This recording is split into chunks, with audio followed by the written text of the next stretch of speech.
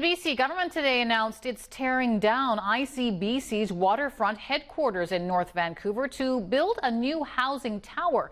A move Premier David Eby says could be replicated here in Victoria eventually at underutilized government office buildings. For more, let's bring in Rob Shaw, who is outside the BC legislature in the sunshine for a change. Now, Rob, this could mean significant changes for downtown Victoria, couldn't it? Well, Stacey, the Premier is signaling a new strategy here. If you have a provincially owned building that is underutilized, not a lot of staff, it could be knocked down and turned into housing. In the case of ICBC, around 40% of staff were working physically in the headquarters after the pandemic.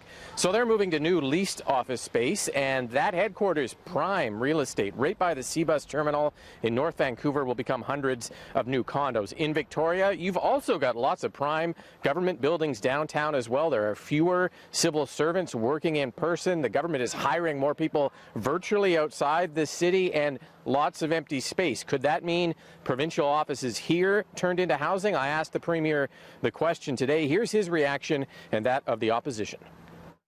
But it will, over time, take some of the pressure off in terms of demand for office space in the core capital district, and I can see that over time that could result in the potential for having conversations about conversions to housing and that kind of thing.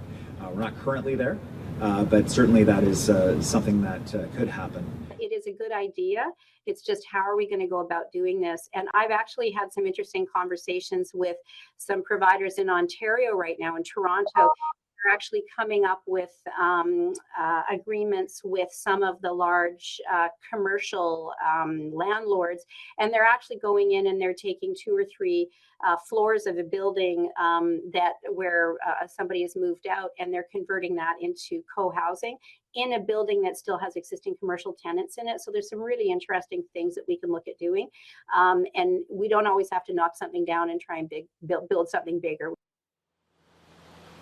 The Downtown Victoria Business Association telling me they're not a big fan of this idea. They would prefer to see more civil servants working downtown. It's good for the economy and downtown businesses. In fact, they'd like to see the government provincially follow the federal government mandating civil servants to work in person 3 days a week, filling up, Stacey, those downtown provincial office buildings. The Premier, though, focusing entirely on housing in this election year. If he can turn a public space into housing, he signaled that he intends to do it. Stacey? All right, we'll wait and see how this all plays out here in Victoria and elsewhere. Thanks so much, Rob.